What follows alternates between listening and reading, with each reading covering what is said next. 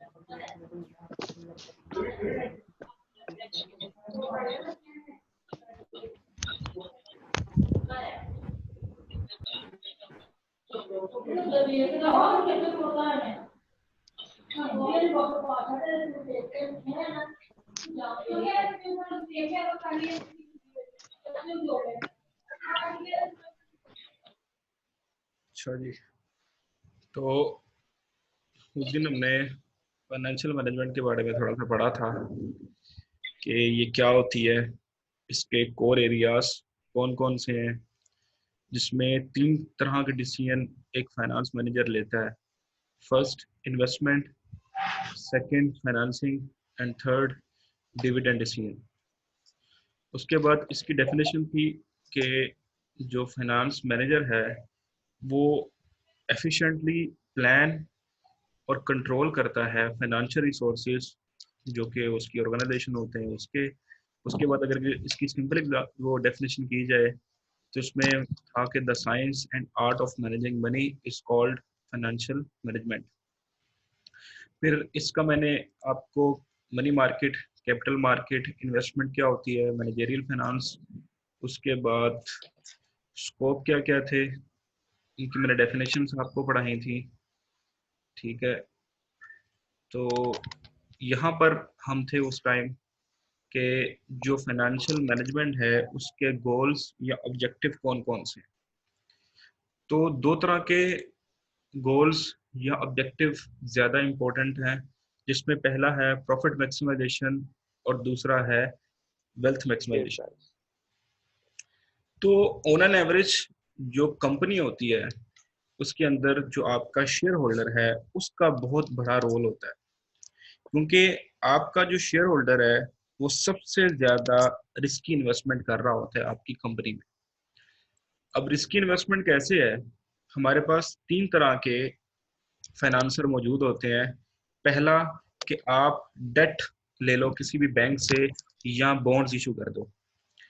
तो जब आप डेट फाइनेंसिंग की तरफ जाते हैं तो जो आपका डेट वाला बंदा होता है जिसने आपको पैसा देना है, आपका लेंडर, वो आपसे कहता है कि भाई पैसे तो मैं आपको दे दूंगा, लेकिन इसके बदले में क्या सिक्योरिटी मेरे पास रखवाओगे कि आप मुझे मेरा पैसा वापस कर दोगे।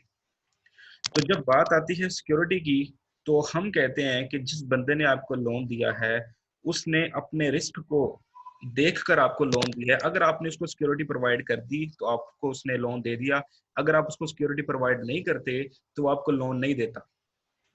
इस वजह से जो लोन है वो सबसे लेस रिस्की होता है, जिसमें आपका जो रिस्क है या रिस्क ऑफ डिफॉल्ट है वो सबसे ज्यादा कम होता है।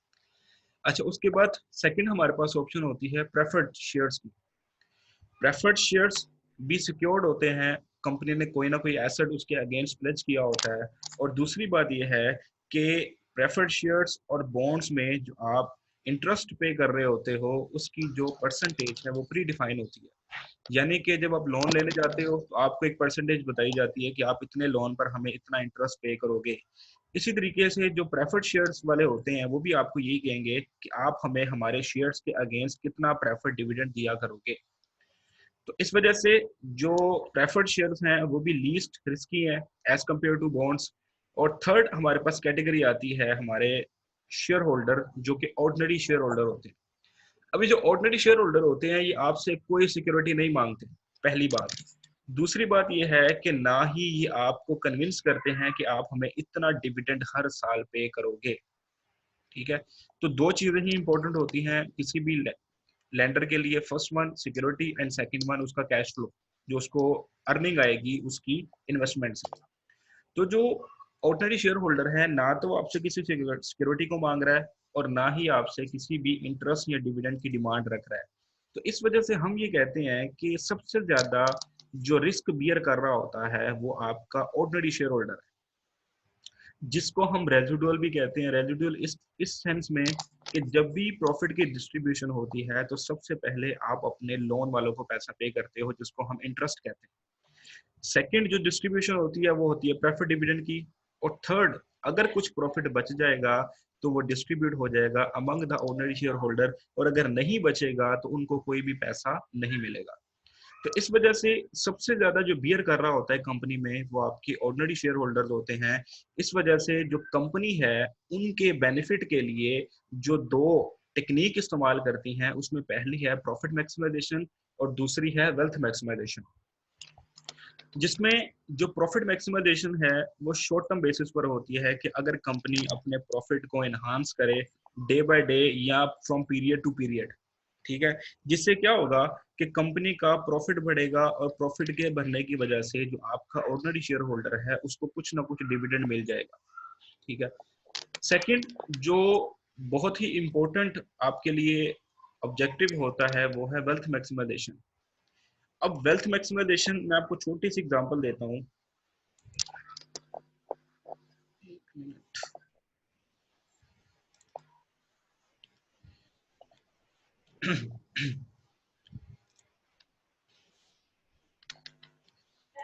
अच्छा, तो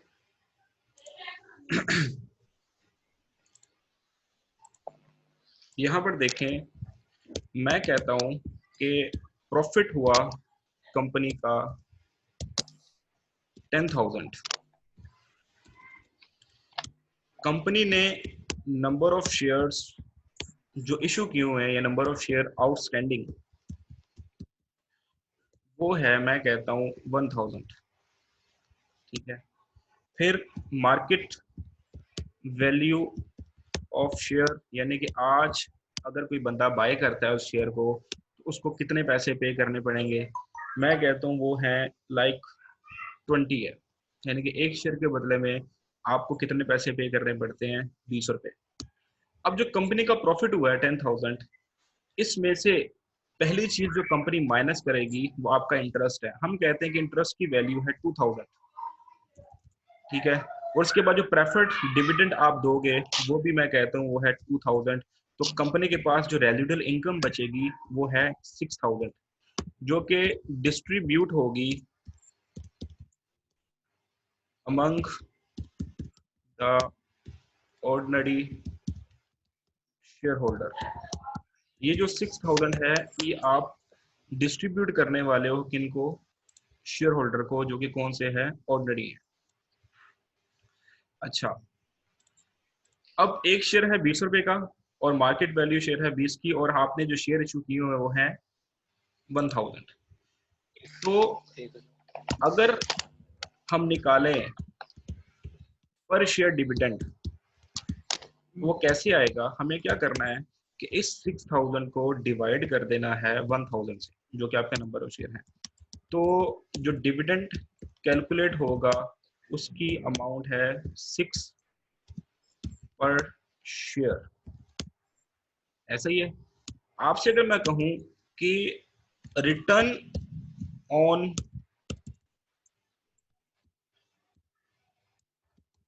इन्वेस्टमेंट कितना आया है एक शेयर होल्डर को,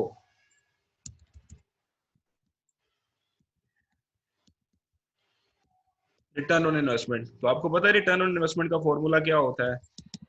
फर्स्ट ऑफ ऑल आपके फॉर्मूले में है रिटर्न। रिटर्न को हम इनकम कहते हैं कि जो आपकी इन्वेस्टमेंट ने आपको वापस किया। तो यहाँ पर जो रिटर्न आपको आ रहा है वो 6 पर शेयर यानी कि 6 रुपए। तो वी आई मेरा आ जाएगा रिटर्न, और मैंने पे कितना किया था इस शेयर को बाय करने के लिए, 20 रुपीज मल्टीप्लाई बाय 100%। तो मुझे बता सकता है कि इसका रिटर्न कितना हुआ। कैलकुलेटर नहीं है आप लोगों के पास? अरे सोते हुए नहीं करना। तो 6 रुपए इसका रिटर्न है। आपकी जो इन्वेस्टमेंट है वो 20 है, मल्टीप्लाई बाय 100। तो ये आपका रिटर्न ऑन इन्वेस्टमेंट आ जाता है 30%।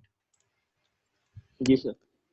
एक जो शेयर होल्डर है जो उसने इन्वेस्टमेंट की है आपकी कंपनी में, और आपकी कंपनी का 20 रुपए का शेयर खरीदा, कंपनी ने उसको वापस किया 6 रुपए, तो रिटर्न ऑन इन्वेस्टमेंट उसकी हुई 30%।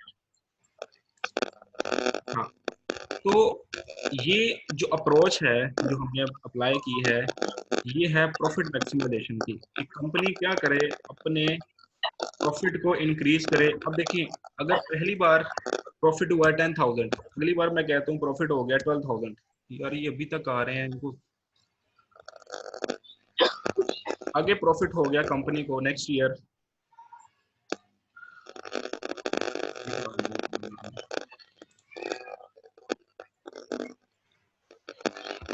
नेक्स्ट ईयर की बात करें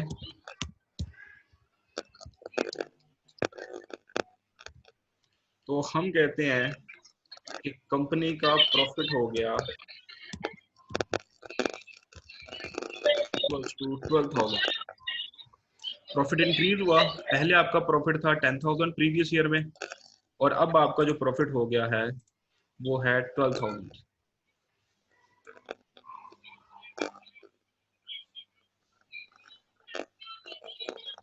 अब इस 12,000 में से अगेन हम माइनस करेंगे 2,000 इसका इंटरेस्ट का, और माइनस करेंगे 2,000 फॉर प्रेफर्ड डिविडेंड। तो हमारे पास इस बार रेजिडुअल इनकम बची है 8,000, जो हम डिस्ट्रीब्यूट करेंगे शेयर होल्डर में। फिर मैं ये कहता हूं कि अभी भी उस कंपनी की जो मार्केट प्राइस है अभी भी वो है इक्वल्स टू 20। उसकी मार्केट प्राइस चेंज नहीं हुई, क्योंकि मार्केट प्राइस के लिए उसको एक और काम करना पड़ेगा, मैं फिर अभी बताता हूँ आपको। अभी भी उसकी मार्केट प्राइस है वो है 20, यानी कि किसी भी बंदे ने अगर उसका शेयर बाय करना है तो उसको 20 जी रुपए। अगेन हम डिविडेंड पर शेयर निकाल लेते हैं। वो कैसे आएगा, 8,000 को मैं डिवाइड कर दूंगा 1,000 पर, तो पर डीपीएस कितना आता है, डिविडेंड पर शेयर हमारा 8 पर शेयर। उसी तरीके से अगर हम आर ओ आई निकाले, रिटर्न ऑन इन्वेस्टमेंट, तो उसके लिए मुझे क्या करना है, 8 को डिवाइड कर देना है 20 पे और मल्टीप्लाई करवा देना है 100% से। तो अब ये कितना होता है, अब ये हो जाएगा 40%। On an 40%। एवरेज आपका जो शेयर होल्डर है उसको बेनिफिट हुआ पिछले साल से। पिछले साल जो उसका रिटर्न ऑन इन्वेस्टमेंट था वो है 30%, और अब इसका रिटर्न ऑन इन्वेस्टमेंट कितना हो गया, 40%। ये आपकी अप्रोच है प्रॉफिट मैक्सिमाइजेशन की, कि जब आप प्रॉफिट मैक्सिमाइज कर रहे होते हो तो आपका जो शेयर होल्डर है उसको भी बेनिफिट हो रहा होता है। और जो इंटरेस्ट और ये है प्रेफर्ड डिविडेंड वाला, ये मामला आपको पता है कि प्री डिफाइन होता है और इसका रेट फिक्स होता है। तो जो आपने पिछले साल पे किया था वही आप इस साल पे करोगे। हाँ, अगर आपने लोन लिया है दोबारा तो फिर इस इंटरेस्ट की वैल्यू में जो है ना इंक्रीज आएगा। तो मैं ये अज्यूम करके चल रहा हूँ कि आपका जो इंटरेस्ट है और जो प्रेफर्ड डिविडेंड है वो कांस्टेंट है। सिर्फ प्रॉफिट के इंक्रीज होने की वजह से जो आपका ऑर्डिनरी शेयर होल्डर है उसके डीपीएस पर क्या इफेक्ट पड़ रहा है। तो उसका पहले डीपीएस 30% है और अब उसका हो गया 40%। ये अप्रोच जो है आपकी वो है प्रॉफिट मैक्सिमाइजेशन। जो कि वेल्थ मैक्सिमाइजेशन है वो ये कहती है कि ठीक है, कंपनी का प्रॉफिट इनहांस करो, लेकिन साथ साथ जो आपका ऑर्डिनरी शेयर होल्डर है उसकी वेल्थ को भी आपने इनहांस करना है। अब वेल्थ कैसे इनहांस होती है, अब मैंने जब शेयर लिया था पिछले साल तो वो शेयर कितने का था, 20 रुपए का था, लेकिन 20 रुपए आज का। वैल्यू कितनी है, 20 रुपए ही है। यानी कि कंपनी जो फोकस कर रही है वो अपने प्रॉफिट पर फोकस कर रही है, वो अपने मार्केट वैल्यू शेयर पर फोकस नहीं कर रही। तो अब मैं ज्यूम करता हूँ कि इसकी मार्केट प्राइस जो है वो भरकर हो गई लाइक 40 हो गई, ठीक है। अब जो इसकी मार्केट प्राइस है वो कितनी हो गई है, 40। तो मैं गेन कैलकुलेट कर सकता हूँ ना। तो मुझे गेन, अगर मैं आज ही अपना वो शेयर बेच दूं मार्केट में तो मुझे कितने का गेन होगा, 20 का गेन हो जाएगा। 20। ऐसे ही है ना, 20 रुपए का शेयर मैंने लिया था पिछले यस साल, सर। आज उसकी जो वैल्यू है उस शेयर की वो है 40। इट्स मीन कि मुझे 20 रुपए का गेन हो गया, जिसको हम कैपिटल गेन भी कहते हैं। अच्छा, अब दोबारा से जी कंपनी सर। ने डिस्ट्रीब्यूट किया कितना, और मैं ये कहता हूं कि इसका जो प्रॉफिट है वो नहीं बढ़ा। वो पिछले साल भी 10,000 था और आज भी वो 10,000 है, उसमें कोई चेंज नहीं आया। तो पिछले साल भी जिन्होंने डिस्ट्रीब्यूट किया था वो कितना था, 6,000 है, और जो इस साल भी वो डिस्ट्रीब्यूट कर रहे हैं वो कितना है, 6,000 है। अब मुझे क्या करना है, दोबारा अपना रिटर्न ऑन इन्वेस्टमेंट कैलकुलेट करना है। तो अब जो रिटर्न ऑन इन्वेस्टमेंट है उसकी पिक्चर ये नहीं होगी, 6 रुपीज, तो वो जो उसको डिविडेंड मिल रहा है वो आएगा, प्लस अगर आज वो अपने शेयर को मार्केट में बेच देता है तो उसको 20 रुपीज गेन भी होगा। यानी कि जो उसका टोटल रिटर्न कैलकुलेट होगा इस साल का वो कितना है, 26। और इसको अगर मैं डिवाइड करूं, अगर मैं 20 के साथ जिस पर मैंने अपनी इन्वेस्टमेंट की थी, तो मुझे बताएं कि मेरा रिटर्न ऑन इन्वेस्टमेंट कितना हुआ। 26 डिवाइडेड बाय 20 मल्टीप्लाई बाय 100%।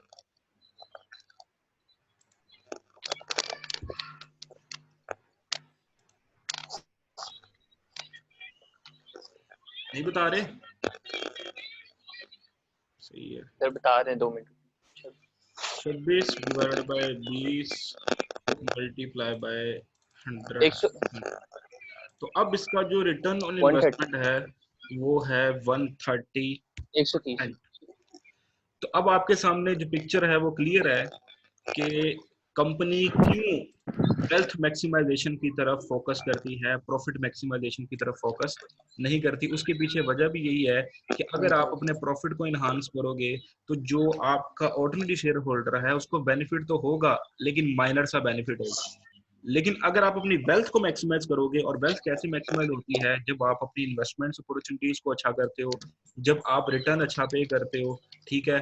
इससे क्या होगा कि आपके शेयर की डिमांड बढ़ती है, आपकी गुडविल बढ़ती है, और डिमांड के बढ़ने की वजह से जो आपकी शेयर प्राइस है वो इंक्रीज होना शुरू हो जाती है। तो मेरी शेयर प्राइस इंक्रीज हुई 20 से 40, तो मुझे गेन हो गया 20 का।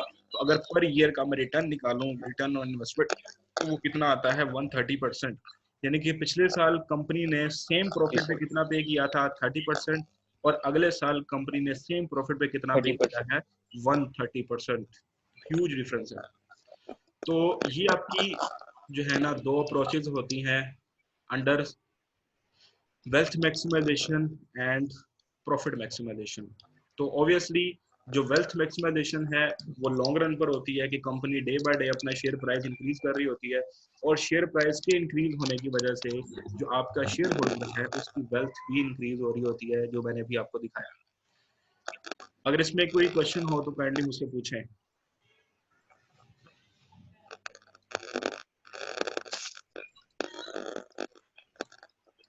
सर काइंडली एक दफा ये वेल्थ मैक्सिमाइजेशन बताइएगा कि डिफरेंस क्या है इन दोनों के अंदर। यार प्रॉफिट को इंक्रीज करेंगे तो शेयर होल्डर को मिलेगा। यार मैंने आपको भी कैलकुलेट करके बताया है। ये जो ऊपर वाली अप्रोच है, ये वाली, ये प्रॉफिट मैक्सिमाइजेशन की है।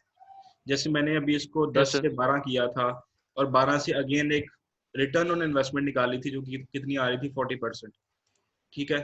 फिर मैंने यस ये सर। कहा कि नेक्स्ट ईयर में कंपनी का प्रॉफिट सेम है, उसने अपने प्रॉफिट को मैक्सिमाइज नहीं किया, लेकिन उसने अपनी वेल्थ को मैक्सिमाइज किया है, जिसकी वजह से उसके मार्केट प्राइस जो शेयर है उसकी मार्केट प्राइस 20 से कहाँ पे चली गई है, 40 पे। और पर शेयर जो गेन कैलकुलेट हो रहा है वो कितना है, 20। यानी कि 40 का आज वो शेयर है, और हमने किस पर बाय किया था, 20 पर। ठीक है। 40 पे। 40 पे। डिविडेंड निकाला मैंने, तो डिविडेंड वही 20 रुपए। 6000, 20। और पर शेयर डिविडेंड कितना आया, 6 आया। फिर मैंने 20। अपना रिटर्न ऑन इन्वेस्टमेंट निकाला, वो कैसे, यस 6 सर। प्लस 20, जो गेन है मेरा उसको डिवाइड कर दिया मैंने अपनी इन्वेस्टमेंट के साथ। जो इन्वेस्टमेंट की थी मैंने 20 की, तो मुझे अब जो रिटर्न आ रहा है मेरी इन्वेस्टमेंट पर वो कितना है, 130%। तो वो जो लिखा हुआ है, 130%। ओके। जी, तो ये डिफरेंस होता है प्रॉफिट मैक्सिमाइजेशन में और वेल्थ मैक्सिमाइजेशन में। होता है प्रॉफिट मैक्सिमाइजेशन।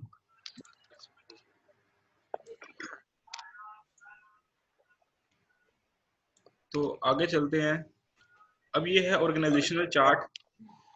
ये बड़ा जरूरी है, क्योंकि बाज़ औक़ात वो पूछ लेता होता है कि जो आपका वाइस प्रेसिडेंट है फाइनेंस का, उसके अंडर कौन कौन लोग आते हैं और उनका काम क्या होता है। जैसे यहाँ पे जो चार्ट बना हुआ है उसमें सबसे पहले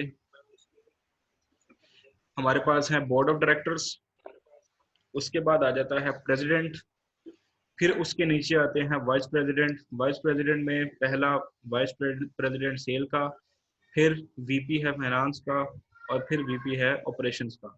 तो हमें ना तो सेल से कोई कंसर्न है और ना ही ऑपरेशन से। फाइनेंस के नीचे दो हेड होते हैं, एक ट्रेजरी और दूसरा कंट्रोलर। ट्रेजरी का काम क्या होता है कि उसने क्रेडिट को मैनेज करना है, उसने इन्वेंट्री को मैनेज करना है, और उसने कैपिटल बजटिंग मीन कि जो लॉन्ग टर्म इन्वेस्टमेंट हो रही होती है उसको मैनेज करना होता है। और जो आपका कंट्रोलर है उसने कॉस्ट अकाउंटिंग करनी है, उसने फाइनेंशियल अकाउंटिंग करनी है, और उसने उसकी बेस पर टैक्स डिपार्टमेंट को देखना है कि आपके प्रॉफिट के अगेंस्ट कितना टैक्स आ रहा है, या एक्टिविटी के अगेंस्ट। ठीक है। तो ये ऑर्गेनाइजेशनल सर चार्ट है। ये जिसमें सारा इन्वेंट्री वगैरह को देखने का नाम क्या है? Treasurer, treasury. ट्रेजरी डिपार्टमेंट होता है ना, जिसको हम खजांची ठीक हो कहते गया हैं सर। यार उर्दू में। अच्छा, उसके बाद है major areas of finance, relationship among investment, money and capital market, financial market. ये थ्योरी तो बहुत अच्छी है, इसको पढ़ाना भी चाहिए, लेकिन मैं चाह रहा हूँ कि आप लोग खुद पढ़ो। जो इसमें मेन चीज़ थी बताने वाली ठीक वो है। मैंने आप लोगों को बता दी हुई है। आगे जो इसमें ये फर्दर चीज़ें हैं ये आपने खुद देख ली हैं, ठीक है। ये मुझे बताने की जरूरत नहीं है कि टाइप ऑफ ऑर्गेनाइजेशन कौन कौन सी होती हैं। Sole provider, partnership, corporation, agency. आप लॉ पढ़ रहे हो तो वहाँ पे एक पूरा चैप्टर है एजेंसी का कि एजेंट वर्सेस प्रिंसिपल, इसका जो रिलेशनशिप है वो क्या होता है, ठीक है। तो ये सारा वही है। तो अब जो है जो चैप्टर हमने स्टार्ट करना है फर्स्ट वन, उसका नाम है टाइम वैल्यू ऑफ मनी। जो पहला चैप्टर मैं आपको पढ़ाऊंगा वो है टीवीएम, जिसको हम टाइम वैल्यू ऑफ मनी भी कहते हैं। और अगर ये कहा जाए कि पूरी फाइनेंस जो है इसी के कॉन्सेप्ट पर बेस करती है, तो ये बिल्कुल भी गलत नहीं है। अगर आप लोगों को इसकी अप्रोचेस समझ में नहीं आती, अगर आप इसको अच्छे तरीके से नहीं पढ़ते, तो मेरा नहीं ख्याल कि आपको फाइनेंशियल मैनेजमेंट समझ में आएगी। अब ये जो टीवीएम है, जो इसका कॉन्सेप्ट है टाइम वैल्यू ऑफ मनी का, तो इसके नाम से ही जाहिर है कि with the passage of time जो मनी की वैल्यू में चेंज आता है, आपने उसको कैलकुलेट करना है, और उसको हम कहते हैं टाइम वैल्यू ऑफ मनी।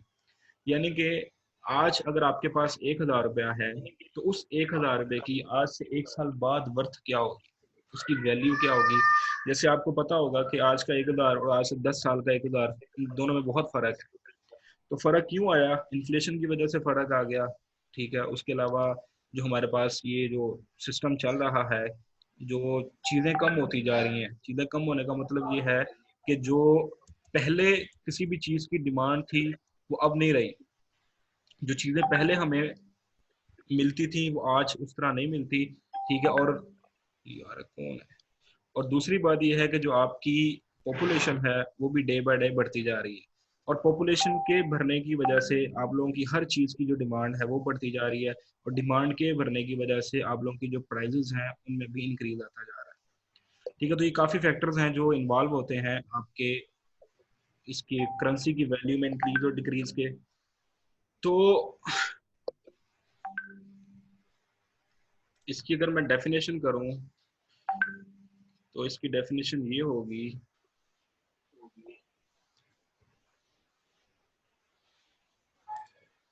कि if you receive a certain sum of money today,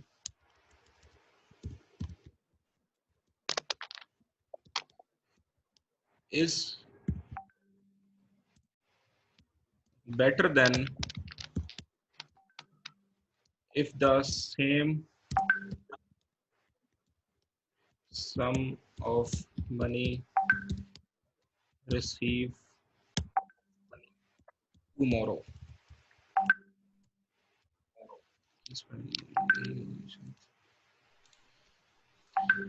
तो यहाँ से ये जो डेफिनेशन आपके सामने लिखी हुई है, इसमें क्या है कि अगर आपको एक सम ऑफ मनी या पैसा मिलता है आज के दिन, उसकी वैल्यू जो है वो बेहतर है, वो बेटर है उससे कि अगर सेम सम ऑफ मनी आपको मिले कल या अगले दिन। तो यही जो कॉन्सेप्ट है वो टीवीएम का है। अब ये ऐसा क्यों है? क्योंकि अगर जो पैसा कल आपको मिलेगा, उसमें जो सबसे पहली जो चीज़ होती है वो है डिफॉल्ट रिस्क। माइट पॉसिबल कि जो बंदा जिसने आपको पैसे देने हैं, हो सकता है वो कल आपको पैसे ना दे, ठीक है, वो डिफॉल्ट हो जाए, ठीक है। सेकंड चीज़ जो इसमें आती है वो है opportunity cost.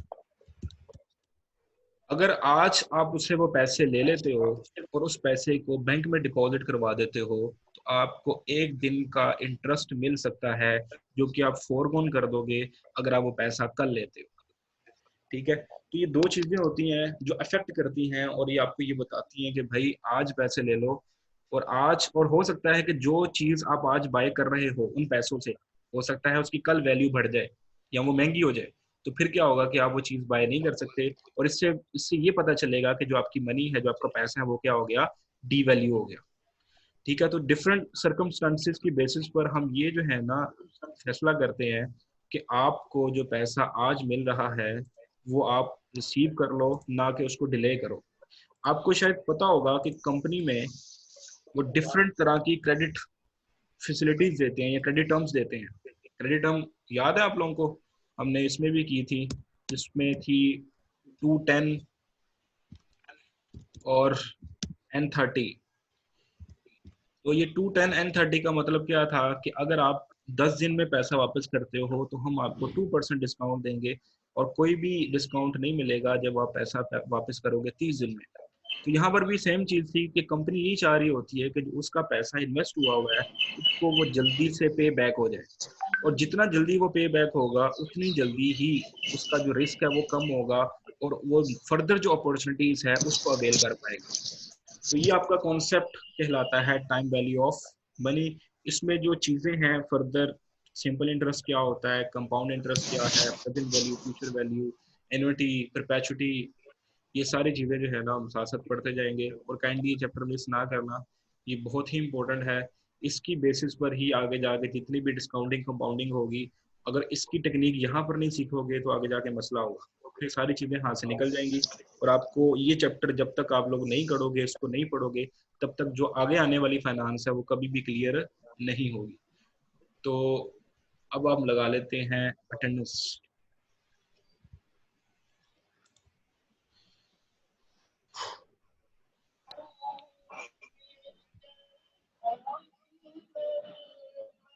Sir Abdullah Rauf.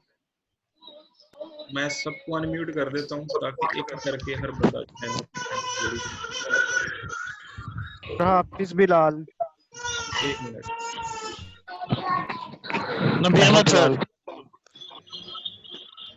अस्सलामुअलैकुम सर।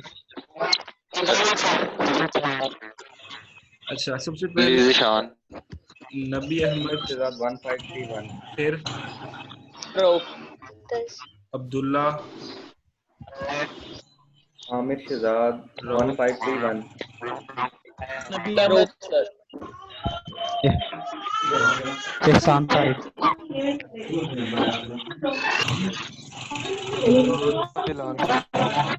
अली निशान, हाँ जी, अली जीशान, हाफिज और बिलाल। एहतशाम। बिलाल, और बयान, श्याम। एहतशाम, फरिया आमना। ये आपका नाम है? सर प्रिया का माइक हो सर। अच्छा, और तुम्हारा वाह, एहसान तारिक। लगा दिया एहसान तारिक। अहमद बिलाल की होगी सर। सार, लाल बशीर सर। सर आमिर सलमान, आमिर शहजाद होगा। सलमान, सलमान के बिलाल, बिलाल बशीर। बिलाल, अहमद बिलाल। और अहमद, मुकद्दस। आमिर इनका, लुकमान दोनों हकीम। आमिर शहजाद प्रेजेंट हैं sir. Jabrar. Aamir Shahzad sir 1582। Sir Mariyam हो नबी गया। अहमद की लगा दिए सर। नहीं, मरियम नहीं होगा, नबी अहमद हो गया। अहमद बिलाल। सर अली निशान हो गया। हाँ जी, आमिर शहजाद 1531 हो गया। हो गया आमिर शहजाद, और आमिर शहजाद अहमद बिलाल हो गया। 1582 हो गया। सर यासीन। 2 हो गया। मरियम अबरार। हो गया। गुलरेज। ब्रार, गुलरेज, गौरी, ले आओ जाके बाहर। और इधर ही लगा लो। आमिर शहजाद हिरा इजाज। हीरा, हिरा इजाज। तकी। लगा दी। तकी, और सर बिलाल बशीर। लगा दी है। वसीम। लगा दी। सर वसीम यासीन। और अहमद बिलाल शहजाद 1582 सर। लगा देती है भाई, कितनी बारी लाई जावा, तेरी लाई जावा बस। सर सहर रियाज। सहर रियाज। और एतजाज हैदर। बिलाल सदीकी भी है सर। बिलाल सदीक हाफिज बिलाल इकबाल। लगा दी। और कितने बच्चे हुए आपके? मेरे हुए हैं तकरीबन 25 हो गए हैं। 34 है सर, 34 है सर। बोलो ना, आपको निकाल के 33। 34 बनते तो बोले ना। सर आमिर शहजाद लगा दिए फिर। लगा दी है सर दिशान शकूर। फिर आप कहते हैं कि सर अब्दुल्ला मुनीर। ये किधर है अब्दुल्ला मुनीर? इकराम रुखसार की लगा दें सर। लगा दी है। इकराम की लगा दी है। अरे एहसान एहसान की लगा दिया। लगा दी है। इरा इराजाज लगा दी है। नौरीन गुलजार नौरीन हुमैरा लाती भाई हमारा। काशिफ अली सर। काशिफ अली। और ये हो गए हैं 29। कितने? 29। ये आरजे कौन है? सर ये ऐसा नहीं है, एहसान है। एहसान एहसान अली अकबर। भाई दिशान शकूर। तेरी लगी है। अली अकबर। अरसलान। मेरी भी लगवा दे। अरसलान अभी बोल लो। और अबरार सर। अबरार लगा इब्रार दी की है। होगी, छोटे की हमारे। होगी। बस फिर सबकी हो गई सर। 34 में शो हो रहे हैं। मेरे पास टोटल है दो बच्चे रह गए हैं। सर एक आप सर मेरी लग गई है। हाँ जी, सर मेरी लग गई है दिशान शकूर। हाँ जी लग गई है। ठीक। मारिया बीबी और सर निमरा भी है सर।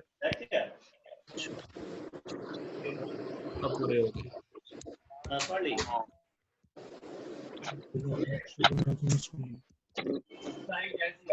नमाज पढ़ रही है। यार एक रहता है बच्चा, कौन है वो?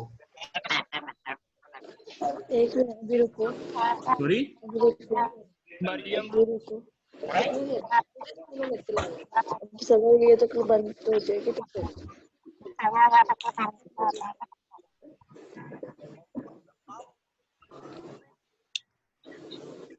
मरियम की हो गई है यार। नुमान तलत।